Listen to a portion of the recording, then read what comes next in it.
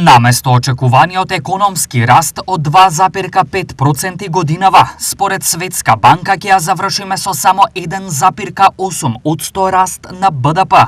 Јасен сигнал дека економските политики на ВМРО ДПМН се целосно неуспешни. Економијата ни е на смртна постела, изјави некогашниот вице-премиер Бетики.